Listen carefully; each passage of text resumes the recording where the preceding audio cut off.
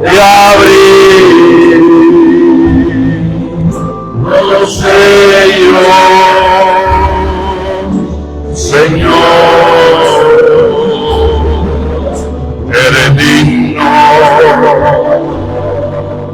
de abrir los sellos,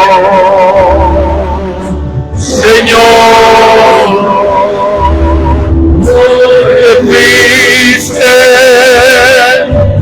ignorado. Aleluya, salvado, porque fuiste inmolado.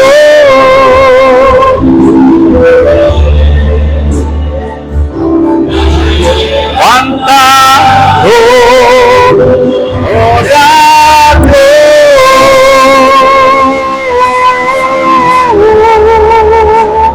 gloria a Dios, gloria a Dios,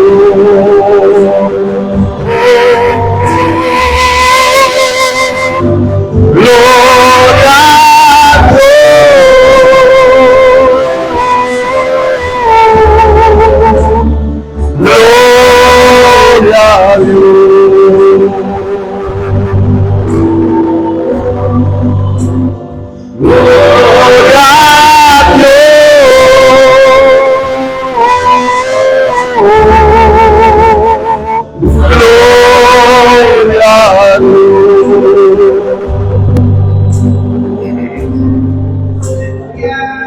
Aleluya.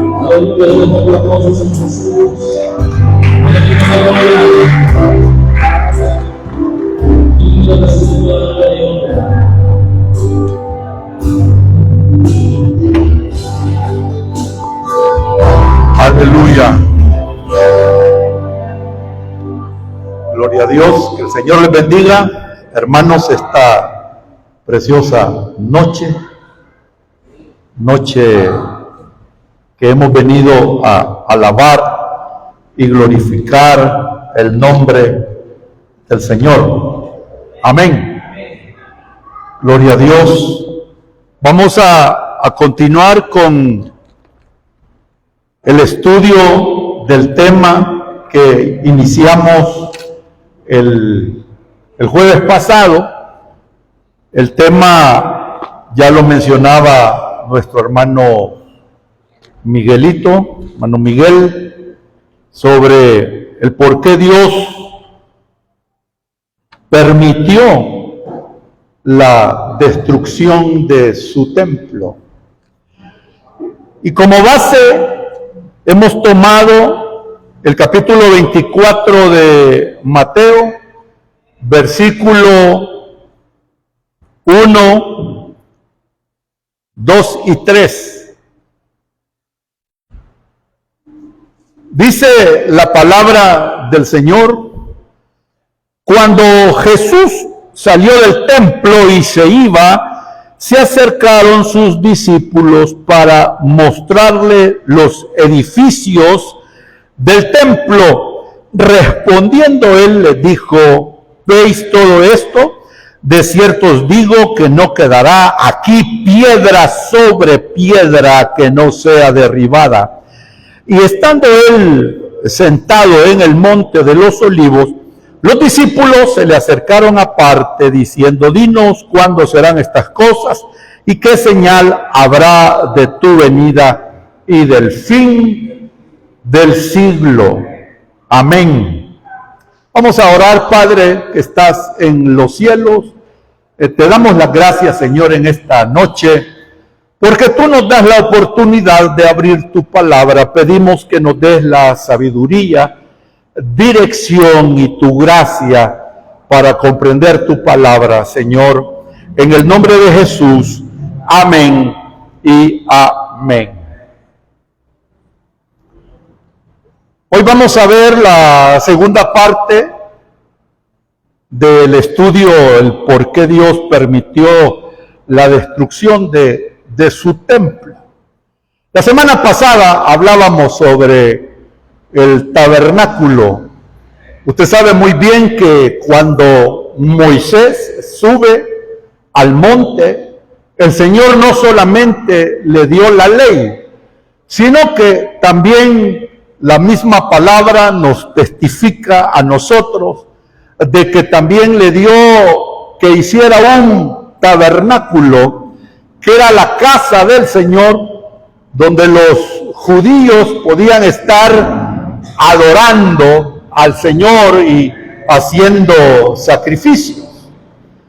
Y decíamos también que ese tabernáculo acompañó al pueblo de Israel durante el proceso de andar en el desierto por 40 años, hasta que el Señor les permitió entrar a la tierra prometida, a la tierra que Dios le había heredado. Y llegamos al momento, amado hermano, de los reyes, Y en ese periodo de los reyes, vemos nosotros, a la luz de la palabra, un periodo muy importantísimo que llegó a la vida del pueblo de Israel. Acuérdese usted que la Biblia menciona que ellos no tenían reyes. Ellos no tenían un rey que les guiara, que peleara las guerras. Pero hubo un momento en que el pueblo decidió tener un rey. Quería que alguien les estuviera gobernando, les estuviera guiando. Y es ahí donde se inicia el período de los reyes. Y la Biblia, amado, dice claramente quién fue el primer rey. ¿Cómo es que se inicia ese período de los reyes? Para ello quisiera que buscaran conmigo capítulo 8 de Primera de Samuel, capítulo 8 de Primera de Samuel. Dicen amén cuando lo tengan. Capítulo 8, oiga lo que dice la palabra. El por qué inició ese periodo de los reyes. Capítulo 8, versículo 1 en adelante dice: aconteció que, habiendo Samuel envejecido, puso a sus hijos por jueces sobre Israel. Dice, y el nombre de su hijo primogénito fue Joel, y el nombre del segundo Abdías, y eran jueces en Beerseba.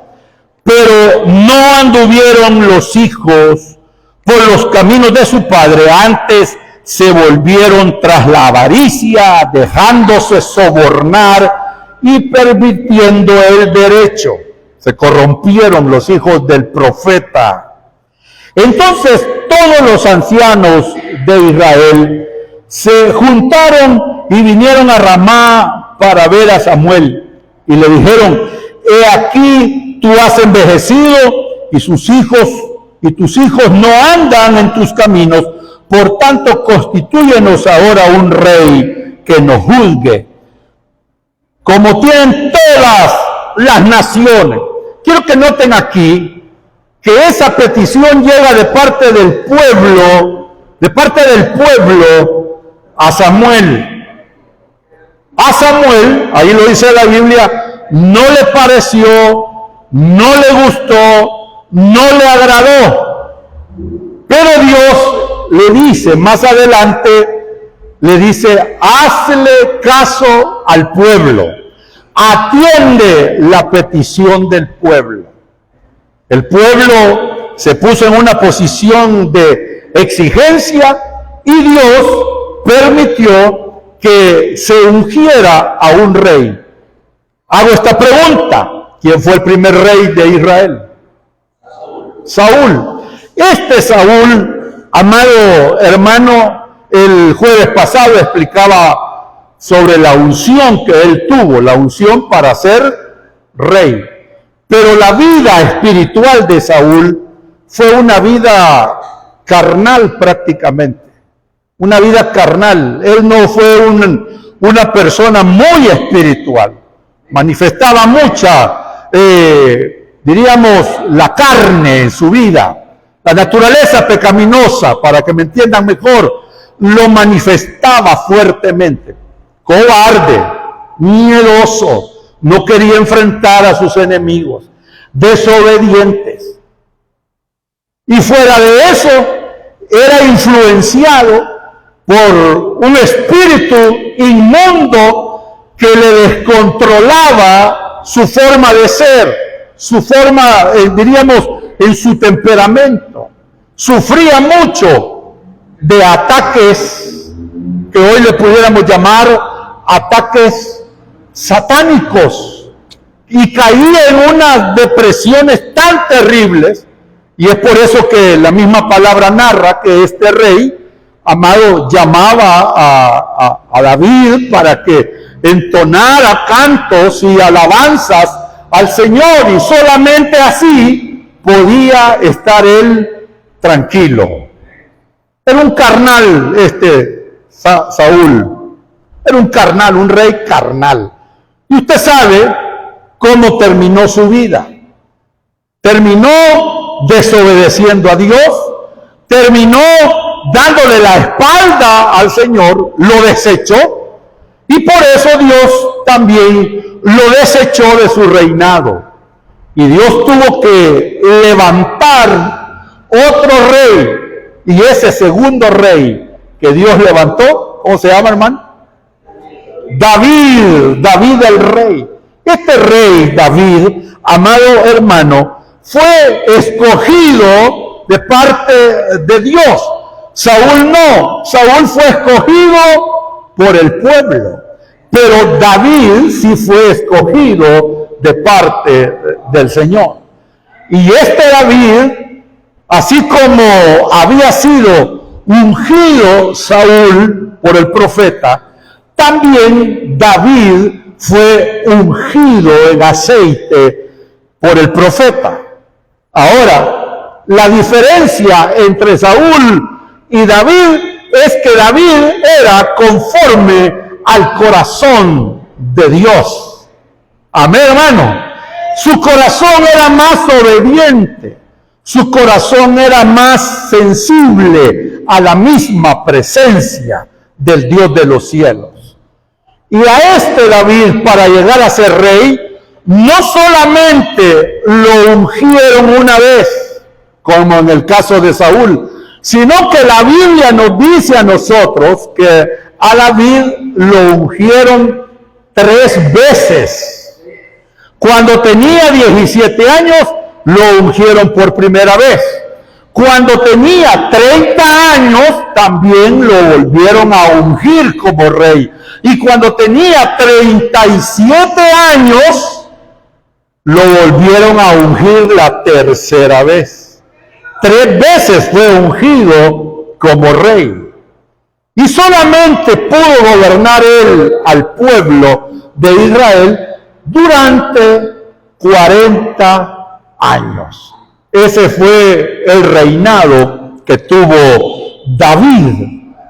Pero hay algo en David, que él fue una persona muy agradecida por el Señor. Tenía un corazón muy agradecido. Dios le había dado victorias, Dios lo había bendecido, Dios le había dado promesa, e incluso Dios había hecho un pacto con él, que su reinado sería perpetuo.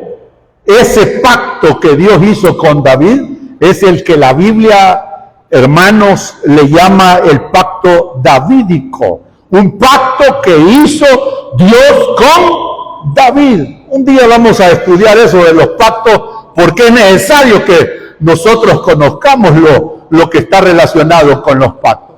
Y este David, amado hermano, tuvo en agradecimiento a su Señor el buen propósito, o diríamos también el deseo de quererle hacer un templo al Señor para que fuera ese lugar el centro de la adoración a Dios, ya en la tierra prometida, ya en la tierra que Dios les había dado.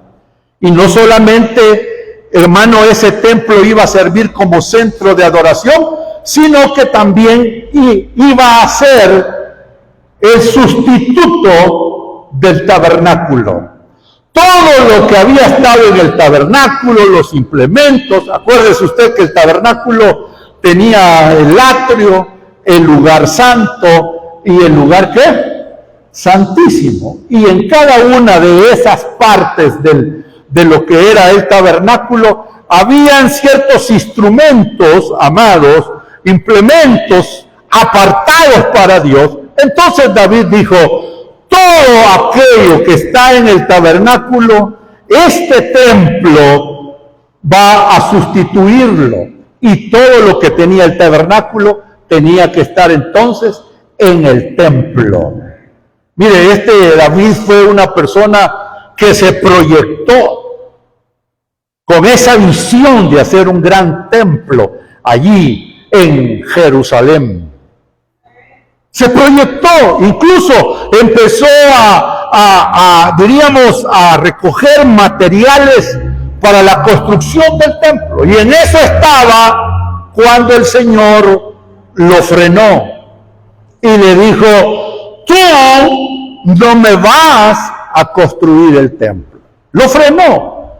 Y quiero que busquen conmigo, amado, el por qué no le permitió Dios construir el templo a David. Busquen conmigo Crónicas, 1 de Crónicas. Estas crónicas son las crónicas de los reyes de Israel. Capítulo 22. ¿Lo tienen? Capítulo 22. Para que usted vea el propósito de David de hacer el templo.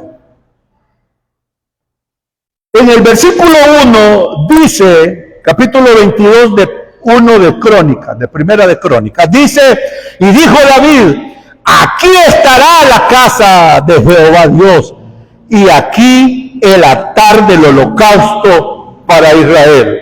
Sigamos leyendo, versículo 5.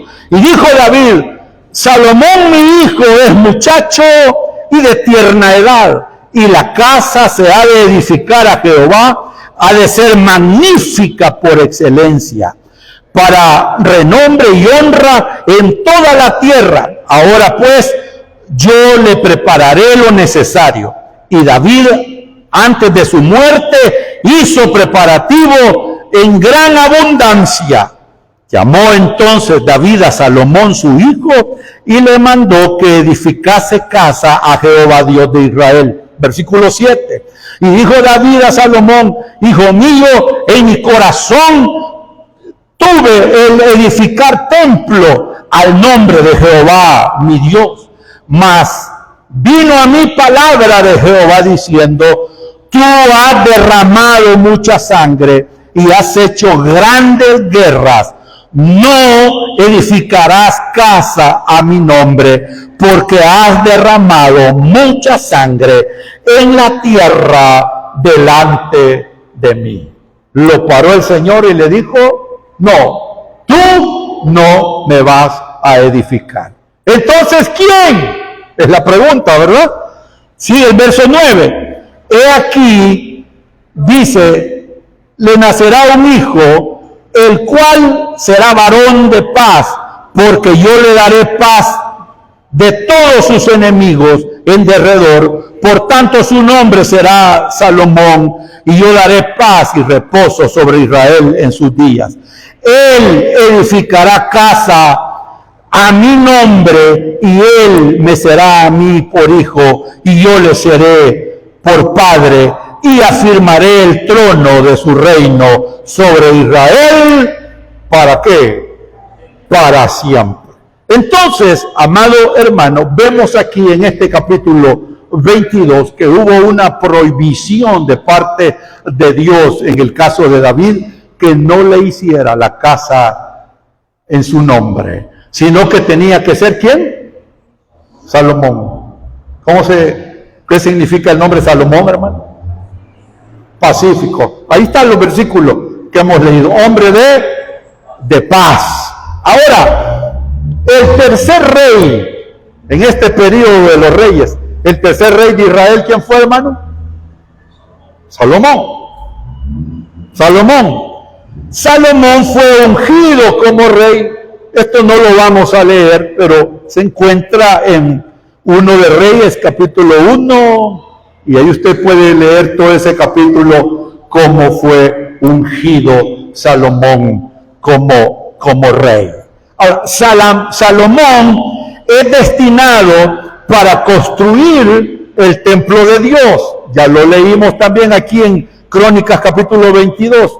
Y Salomón, fue un hombre muy visionario para las cosas de construcción, amado hermano.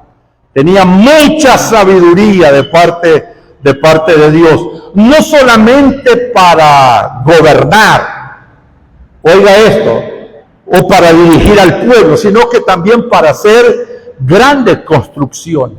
Él dedicó esta obra de la casa de Dios, más los palacios reales, aproximadamente entre 27 a 30 años estuvo ocupado haciendo estas cosas.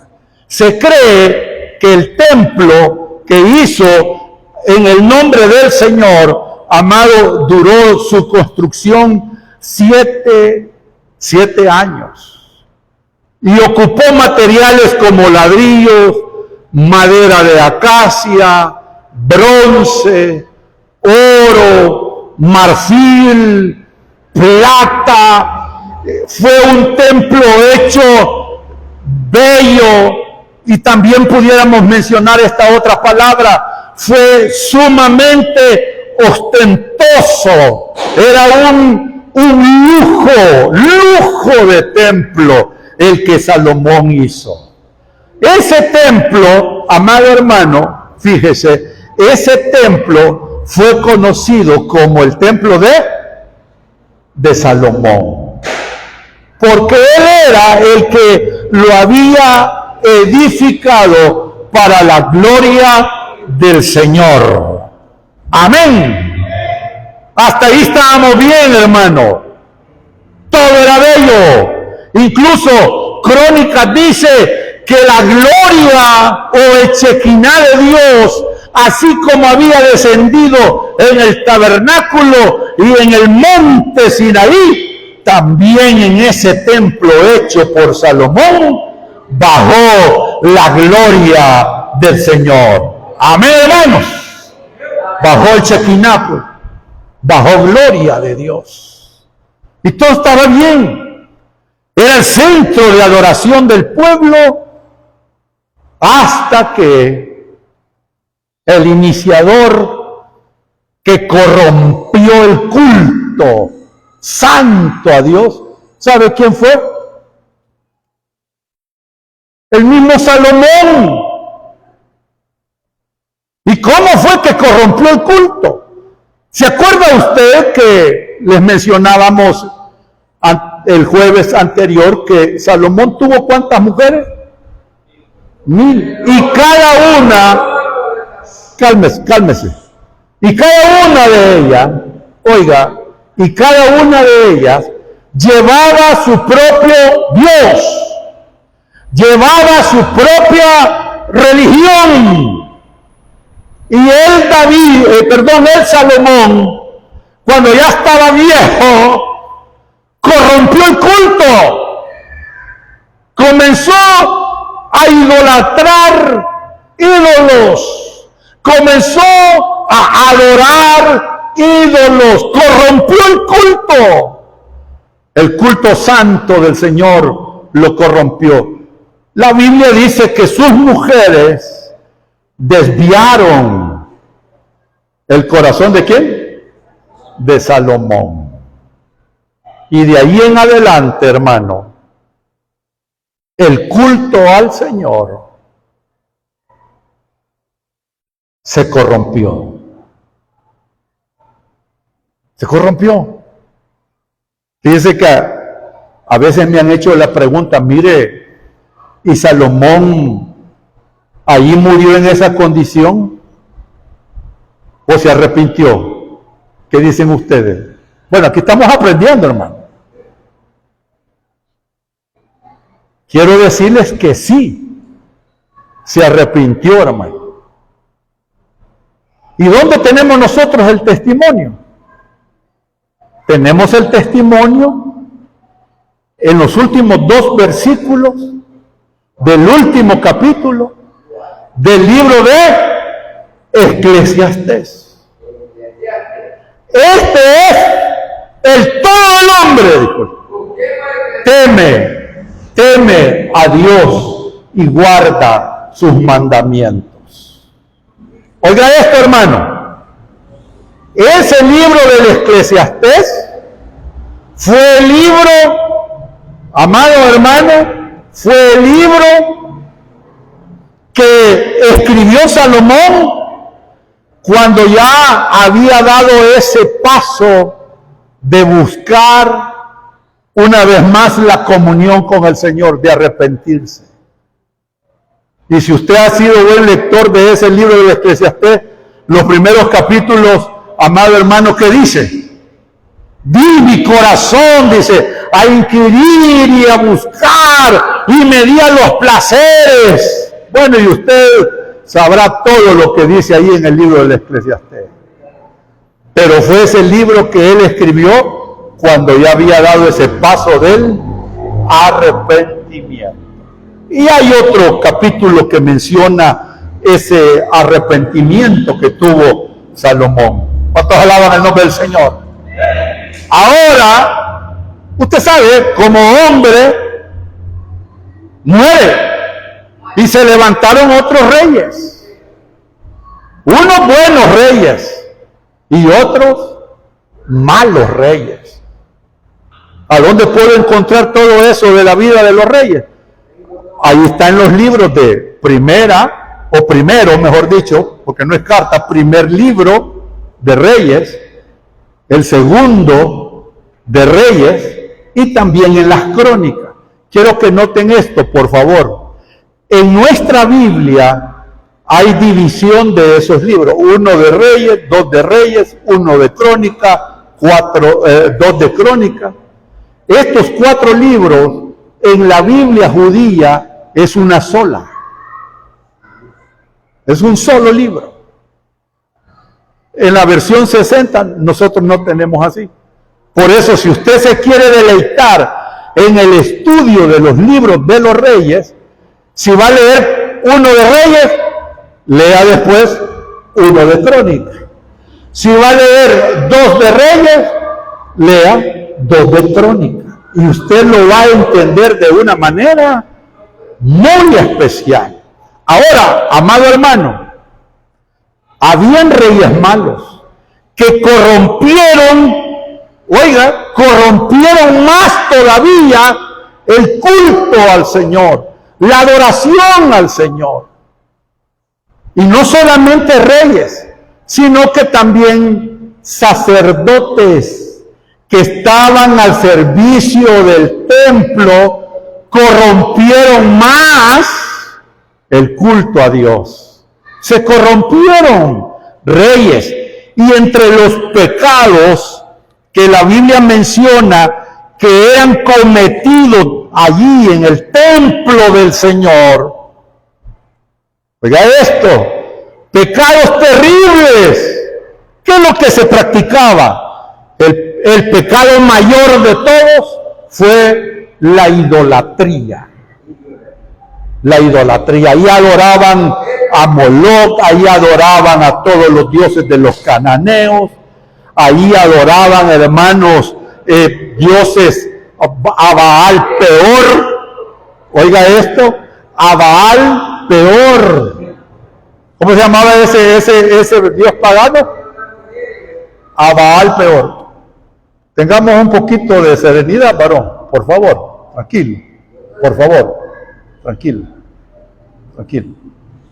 Oiga, este Baal peor hacían sacrificios de niños. ¿Quiénes? Sacerdotes y reyes. Y se corrompió incluso el ministerio sacerdotal, que llegaron a meter a falsos sacerdotes, y ahí es donde aparecen los sacerdotes ¿de quién? De Baal, la Jezabel. Imagínense, la mujer tenía del pelo al rey Acab y hacía lo que ella quería con el rey, y el rey sumiso, mansa palomita con ella. Y fíjense, hermano, los pecados que se cometieron dentro del templo. ¿Cuál templo estoy hablando ahorita? El de Salomón, ¿verdad? La idolatría, hubo violencia, deshonestidad, prostitución, avaricia, mentiras, falsos profetas, sacrificios de niños, y también los judíos o los hebreos se acostumbraron a ir a adorar no solamente al templo, sino que a otros lugares altos, que así le llama la palabra, lugares altos. Y allá iban y se dedicaban a sacrificar no solamente animales, a los dioses, a la idolatría que tenía sus ídolos, sino que también a sus propios hijos. Se volvieron corruptos, burócratas. ¿Sabe cuál es la diferencia entre el tabernáculo con el templo de Salomón? En el tabernáculo el sacerdote se acercaba al pueblo y el pueblo tenía toda la confianza de acercarse a su sacerdote. Aquí no, en el templo no. Se volvieron más burócratas. Ya no había ese contacto entre los sacerdotes con el pueblo. Y todo,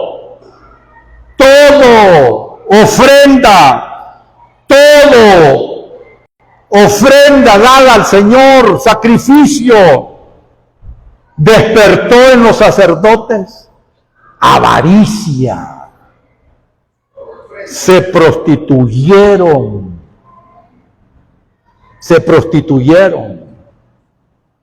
dañaron, mancharon el culto al Señor.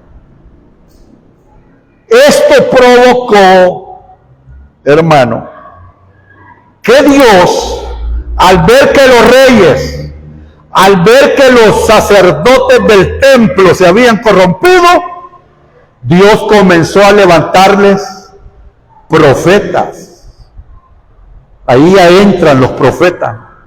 Y comenzó a corregirles al pueblo, a los reyes, a hacerles el llamado que se alejaran de la idolatría, que dejaran de ser fornicarios, hablándolos en el sentido espiritual, que no estuvieran dañando la santidad de Dios. Estuvieron allí los profetas diariamente diciéndoles que si no se arrepentían, Dios los iba a castigar severamente y que la casa del Señor sería destruida. ¿Sabe quién era bien fuerte para con ellos? El profeta Jeremías. ¿Ya han leído ustedes el profeta Jeremías? Ese profeta Jeremías, amado hermano, lo han puesto dentro del estudio teológico de la Biblia. Dicen profetas mayores y profetas menores, dicen. Y no sé si usted se ha preguntado por qué les llaman profetas mayores y profetas menores. ¿Ah? Dice la hermana que vivieron más, pero también escribieron más. Gracias, hermano. Escribieron más. Su escrito, hermano, fue sumamente fuerte para con el pueblo. fuerte. Jeremías, Amós, otro profeta, amados, que fue fuertísimo con ellos. Ahora, mi amado hermano, presta atención a esto, el pueblo no reaccionó. Para nada. No reaccionó. A pesar que Dios les levantaba profetas. Al contrario, a muchos de ellos los mataron. Pero la Biblia menciona, entre los profetas que Dios les levantó, son los que tenemos aquí nosotros en el Antiguo Testamento. Usted ya sabe quiénes.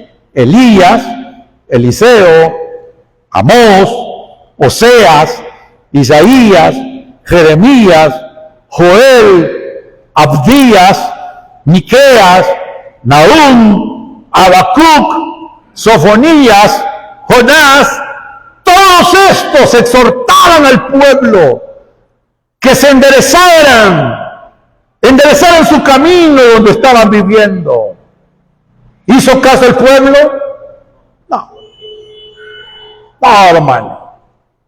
Entonces, la ira del Señor fue fuerte con ellos. Mira, hay un versículo que dice en Hebreos, dura cosa es caer en manos del Dios vivo. Dura cosa es caer en manos del Dios vivo. Para el que es pueblo de Dios, cuando Dios viene a azotar, hermano, azota para restaurarlo, para que se corrija, para que busque de nuevo, se alinee, pues. Se alinea. No sé si usted tuvo un papá o una mamá que antes de castigarlo, cuando usted estaba así pequeño, adolescente o niño, no sé si le decían a usted, te tengo en jabón. ¿Cuántos le dijeron así? Te tengo en jabón. Lo mismo el Señor, te tengo en jabón. Espérate. Y bien me acuerdo yo, hermano, y bien me acuerdo yo que mi madre, porque yo solo con mi mamá me crié, me decía, el día que yo te dé, ese día te vas a poner, pero a línea, me decía. Te vas a poner bien afinado, ya vas a ver. Dicho y hecho, hermano. Le daban a uno y buenas. Pues así fue Dios con el pueblo.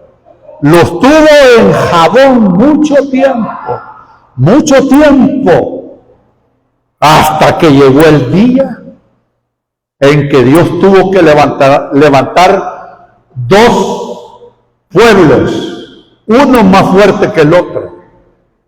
Primero levantó a los asirios.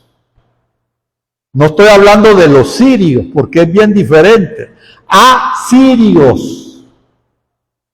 Acuérdese usted que el reino en ese entonces ya estaba dividido con los del norte, los del sur, los de Judá y los de Samaria. Acuérdense de eso. Y entonces los asirios llegan, hermano, a la parte de Samaria y empiezan a destruir al pueblo. Y después el Señor levanta a Nabucodonosor, rey de Babilonia.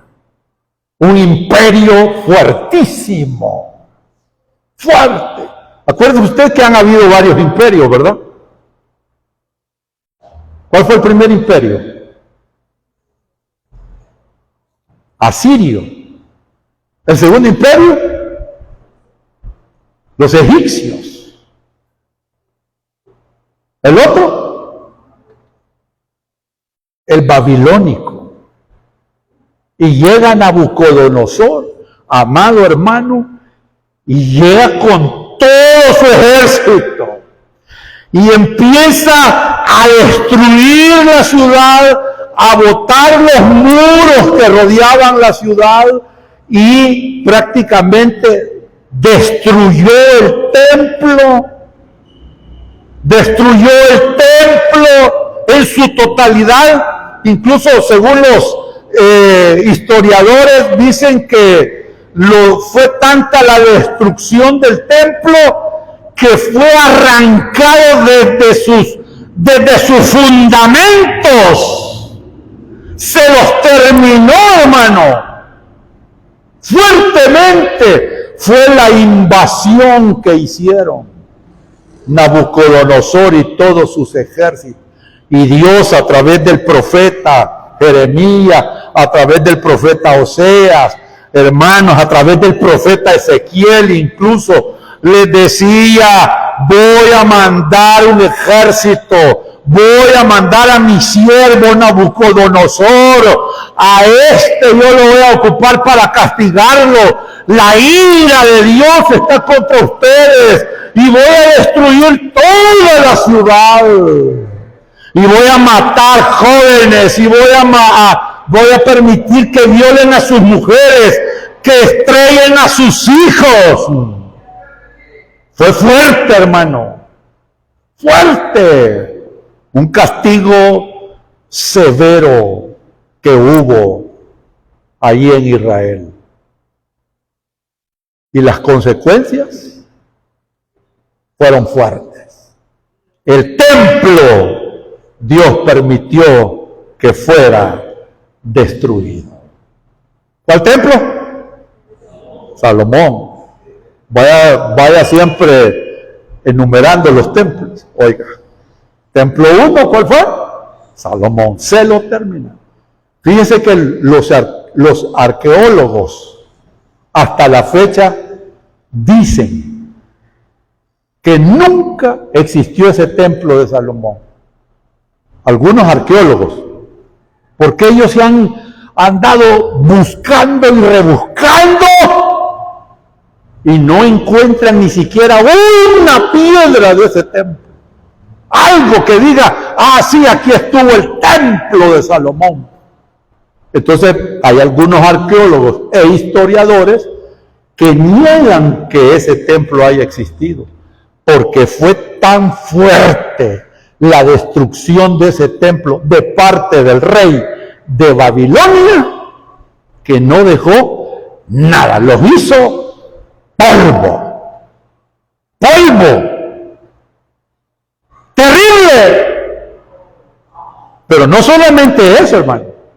Las consecuencias de esa invasión que hicieron los de Babilonia con los de Asiria,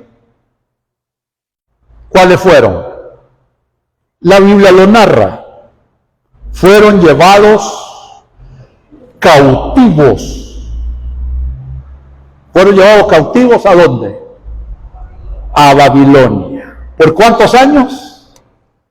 70 años cautivos. Entre los que se llevaron profetas. Y el que menciona la Biblia o resalta la Biblia fue a Daniel. Daniel fue llevado a Babilonia. 70 años ahí. Y fíjese que es tremendo. El Nabucodonosor empezó a llevar hebreos para la tierra de Babilonia, tierra extranjera. En esa tierra donde iban a estar esclavizados, sufriendo cosas tremendas. Mi amado hermano, Daniel, como era uno de los príncipes, el Señor lo exaltó ahí en ese lugar. Nehemías, fue doloroso para ellos. Y lo que le voy a mencionar, hermano, incluso hay salmos donde ellos testifican todo lo que ellos sufrieron y cómo los de Babilonia se burlaban de ellos y le decían: cántennos esos alabanzas, decimos nosotros, esos cantos de su Dios, cántenlo. Y ellos decían: ¿cómo hemos de cantar en tierra ajena? Y hay un salmo incluso que lo sacaron como que fuese música secular. Si usted lo va a buscar ahí en YouTube, busque la canción de Babilonia o Ríos de Babilonia. Y ahí salen unos negritos, o morenitos, mejor dicho, para no ofender, unos morenos, cantándolo. Y ponga ahí, si usted quiere, la traducción de la letra, y ahí se la van a poner, y usted va a notar que es un salmo del sufrimiento y del dolor. No solamente eso, sino que, mi amado hermano, oiga, todo quedó en una total ruina. ¿A dónde podemos encontrar eso ya para ir finalizando, hermano? ¿Sabe a dónde podemos encontrar cómo quedó realmente Jerusalén, Judea, Samaria, toda la ciudad de Israel? Y solo quienes quedaron ahí. Porque estos de Babilonia fueron listos, miren, se llevaron población que tenía capacidad económica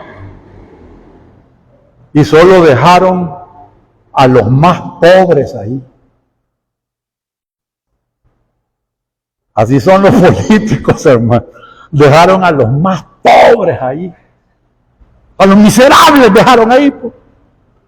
Y trajeron, hermanos, otros pueblos para que viniesen a habitar a la tierra donde habían sido usurpado el pueblo hebreo.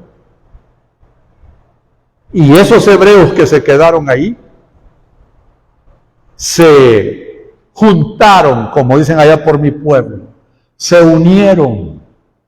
Y ahí es donde aparecen los que la Biblia le llama los samaritanos. Son una unión de judíos con otro tipo de pueblos o de gente. ¿Quién hizo eso? Nabucodonosor, dentro del proyecto y del plan de la destrucción del pueblo. ¿Quiere saber más cómo destruyó o cómo quedó la tierra? Vaya a leer un libro que es bien cortito, que se encuentra en la Biblia. Y usted va a leer las lamentaciones o los lloros de Jeremías. Léalo con cuidado.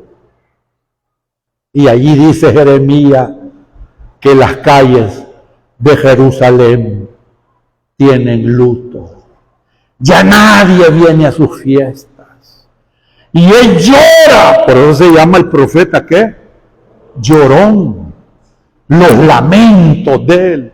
Se lamentan. Lea con un gran cuidado ese libro de Jeremías, de Lamentaciones, y se va a dar cuenta la magnitud del desastre. Yo le pudiera decir la hecatombe que hubo allí, de la invasión que hubo de parte de Babilonia. Fue fuertísimo. Libro cortito que se lo lee quizás en unos, 10 minutos. Así, lectura corrida. Ahora, si ya quiere usted ir analizando y meditando acorde al estudio que hemos tenido esta noche, mire, le va a sentir un gran sabor a ese libro de Lamentaciones y entonces se va a acordar del tema.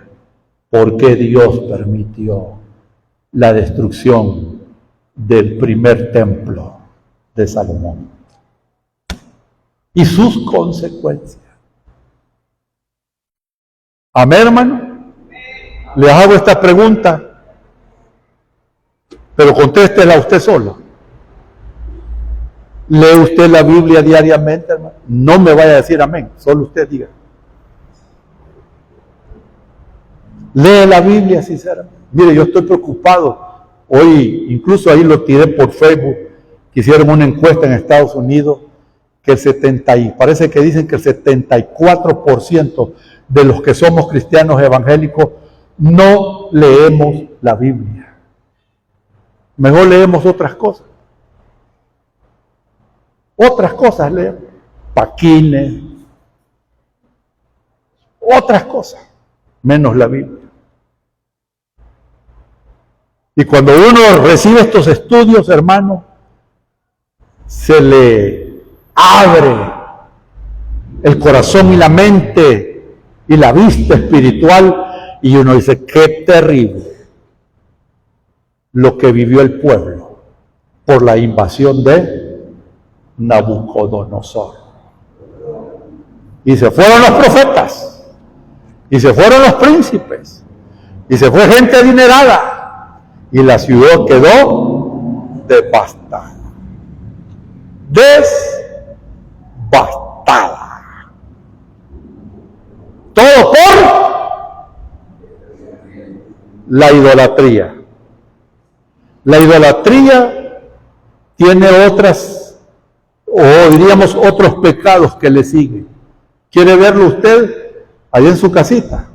Busque Romanos 1, versículo del 18 en adelante.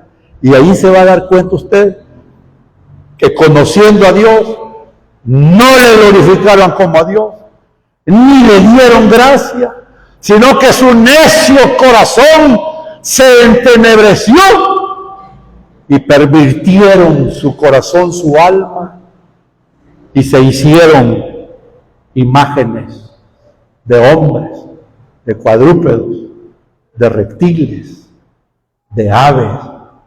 Pero la maldad del hombre no solamente se queda ahí, sigue la lista y usted ahí va a encontrar el segundo pecado que comete el hombre después de volverse un idólatra. ¿Sabe cuál es?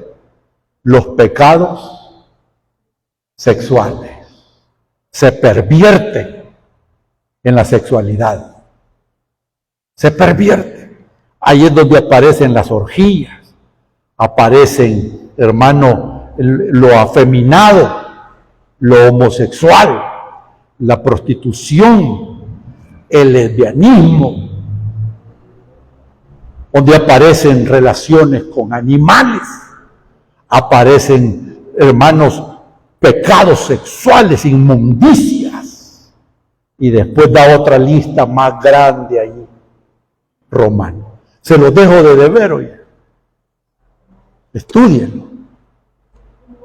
Y se va a dar cuenta que lo mismo que está ahí en Romanos capítulo 1, versículo 18 en adelante, hasta el fin del capítulo, lo mismo